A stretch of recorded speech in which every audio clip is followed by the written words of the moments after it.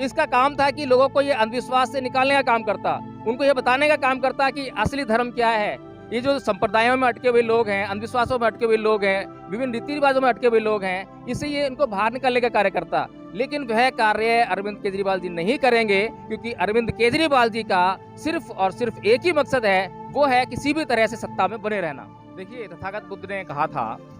कि सप संखारा अनिच्यति यदा पय्या ही पसति, कि सभी प्रकार के संस्कार जो है अनित्य हैं। केजरीवाल जी जो है मुझे बहरूपिया और बेईमान किस्म के व्यक्ति लगते हैं, क्योंकि मैंने सुना है कि वो कई बार विपश्यना गए हैं और अक्सर जाते रहते हैं।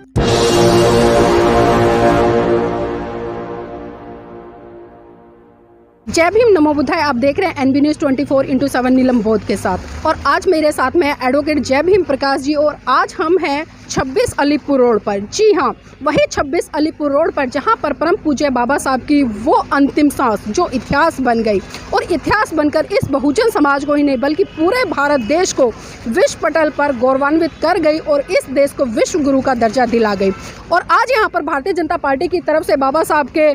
आदरांजलि में एक कार्यक्रम आयोजित किया गया था, लेकिन यहाँ पर ना तो इतनी भीड़ थी, और खासकर मैं कहूँगी कि आज अगर हम बात करें दिल्ली की, दिल्ली में अरविंद केजरीवाल हैं और केंद्र में मोदी जी हैं, लेकिन आज पूरी दिल्ली में हमने एक भी पोस्टर बैनर ऐसा नहीं देखा जिसमें कि चाहे तो दिल्ली सरकार की तरफ से या केंद्र सरकार की तरफ से बाबा साहब को आदरांजलि देने का काम किया गया। तो सर, इसको किस तरह से देख रहे हैं? देखिए नीलम जी, सबसे पहली बात तो ये है कि जो शब्द आपने इस्तेमाल किया है कि भारतीय जनता पार्टी ने आज यहाँ पर परम पूज्य बाबा साहब डॉक्टर भीमराव अम्बेडकर को उनके परिनिर्वाण दिवस के उपलक्ष्य में किसी भी प्रकार के आदरांजलि देने का प्रयास किया है, ये सरासर गलत है।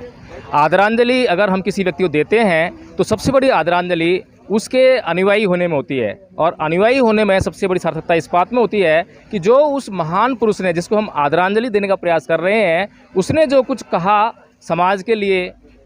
उस जो कहे को उसको इम्प्लीमेंट करे, उसको क्रियान्वित करे। लेकिन आज हम देख रहे हैं एक तरफ तो भारतीय जनता पार्टी जो बहुजन समाज है, बहुजन समाज के लोगों को इस स्थल पर आने से रोकती है, इस स्थल पर उनके अपने मन चाहे प्रोग्राम को आयोजित करने से रोकती है, और दूसरी तरफ जो है बाबा साहब डॉक्टर भीमराव अम्बेडकर को आदरांजलि देने का यहाँ पर प्रयास करती है, अपना कार्यक्रम बनाती है। तो अभी जैसे कि हम लोग आ रहे थे दिल्ली में जो है, और पूरी दिल्ली में हमने देखा कि जहाँ भारतीय जनता पार्टी के किसी भी महान व्यक्तित्व को, जिनको वो मानती हैं कि भाई ये महान है, जैसे कि श्यामा प्रसाद मुखर्जी हो गए या अन्य कोई और हो गए, जब उनकी जन्म दिवस होते हैं या उनकी पुण्यतिथि होती है तो पूरी दिल्ली जो है होर्डिंग और पोस्टरों से पट जाती है,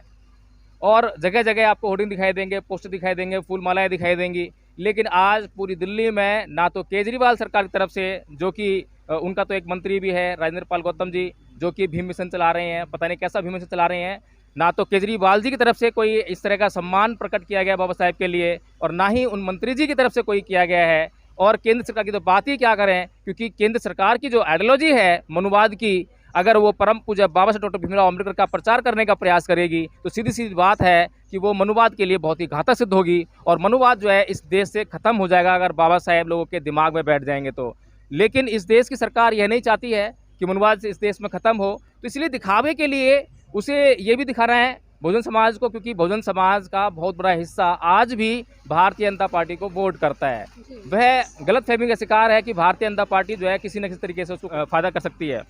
लेकिन आज ये बहुजन समाज को समझना पड़ेगा, आज अपने दुश्मन और दोस्त को पहचानना पड़ेगा। और परम पूज्य बाबा साहब भीमराव अम्बेडकर ने यह कहा था, अपने समाज को आगाह किया था कि आप जो है जब पढ़ लिख जाओ, तो पढ़े लिखे की उन्होंने परिभाषा देते हुए कहा था कि मैं पढ़ा लिखा उस व्यक्ति को मानता हूं जो अपने दुश्मन और दोस्त की पहचान करता हो। तो आज जो है इस प्रोग्राम के माध्यम से एक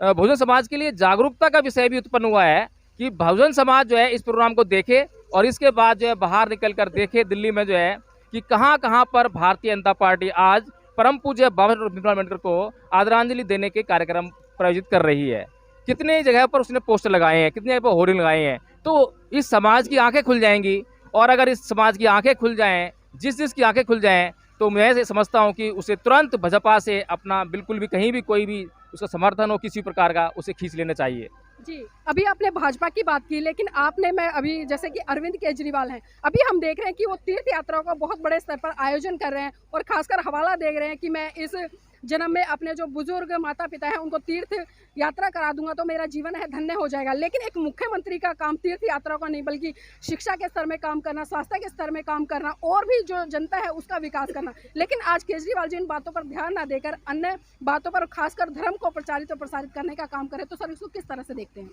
देखिए, तथागत बुद्ध ने कहा था कि सब संखारा अनिच्यति यदा पय्या ही पचति, कि सभी प्रकार के संस्कार जो है अनित्य हैं और इसे केवल प्रज्ञा के द्वारा देखा जा सकता है। अब प्रज्ञा क्या है? प्रज्ञा शिक्षा है।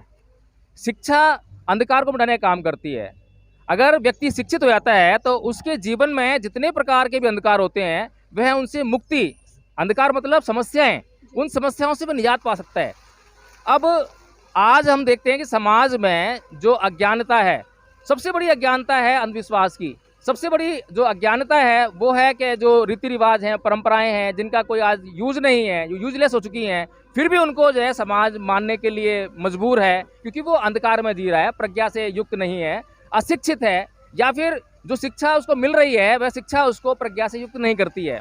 तो केजरीवाल जी ये जो धार्मिक यात्राओं का आयोजन कर रहे हैं, उसके माध्यम से वो ये निश्चित करना चाहते हैं कि इस देश की जनता जो है इस अंधविश्वास में लगी रहे, और अंधविश्वास में लगी रहेगी तो वो शिक्षा से दूर होगी, प्रज्ञा से दूर होगी। अगर वो प्रज्ञा से दूर रहेगी तो अपना दिमाग नहीं चला पाएगी और वो ये महसूस या ये जांच नहीं कर पाएगी कि उनके लिए कौन सा सही और कौन सा व्यक्ति गलत है। और दूसरी बात ये है कि केजरीवाल जी जो है मुझे बहरूपिया और बेईमान किस्म के व्यक्ति लगते हैं,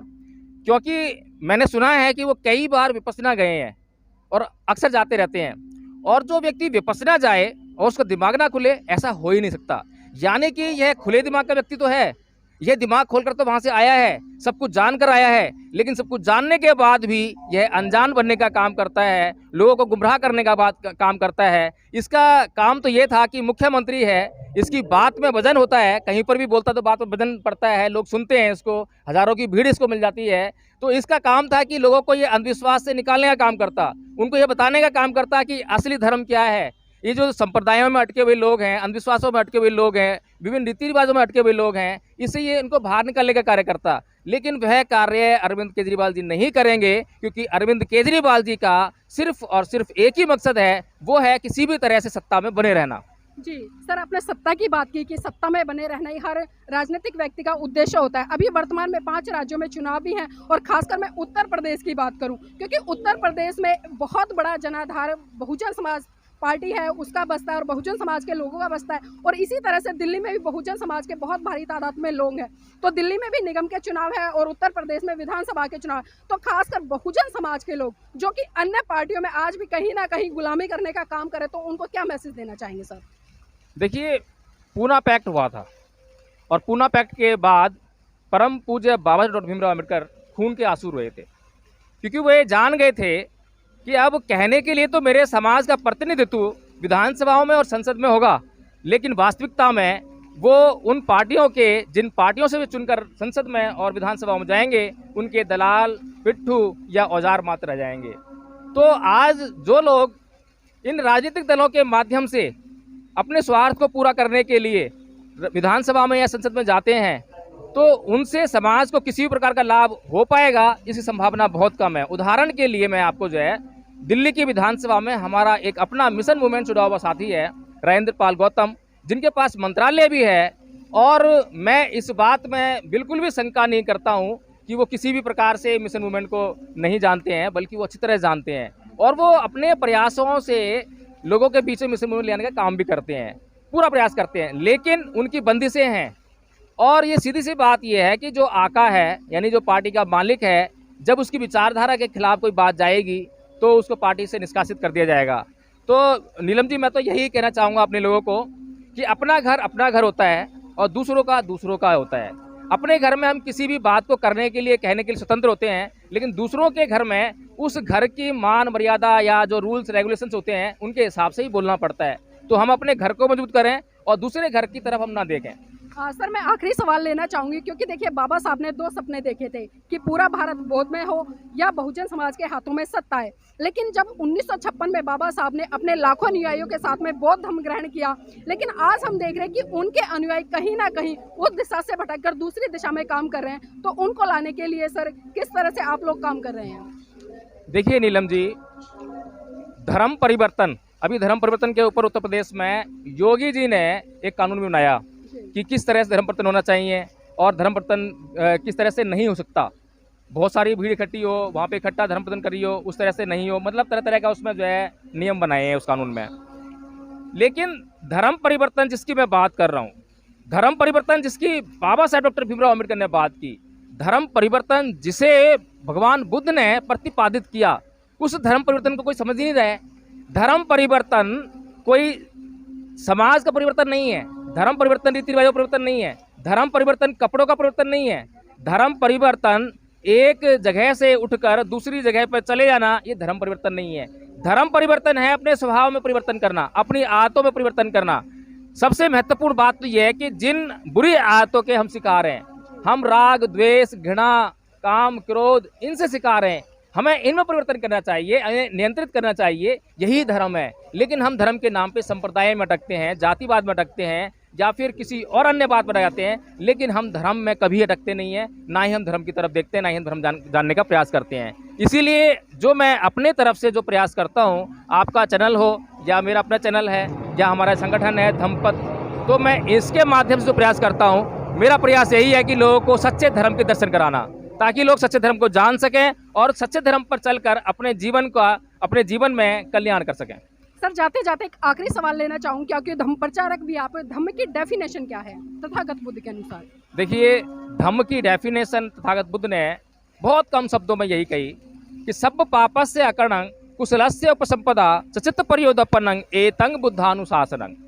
कि सभी प्रकार के पाप कर्मों का अदा करना और सभी प्रकार के पुण्य कर्मों को करना और पाप और पुण्य के बीच के भेद को समझने के लिए अच्छे और सच्चे चित्त का निर्माण करना, यही बुद्धों का शासन है, यही धर्म है। जी, बहुत बहुत धन्यवाद। तो ये थे हमारे साथ में एडवोकेट जय भीम प्रकाश जी, जिनसे आज हमने चर्चा की कि बाबा साहब ने जो अपने जीवन की अंतिम सांस ली थी और जो 2 सपने उनकी आंखों में सजते थे, वो उनके जीते जी तो पूरे नहीं हो पाए, लेकिन आज उनके अनुयायी इस दिशा में कितने बड़े स्तर पर काम कर रहे हैं, तो बहुत बड़ा सवाल है, इस पर सोचना होगा। जय भीम, नमो बुद्धाय।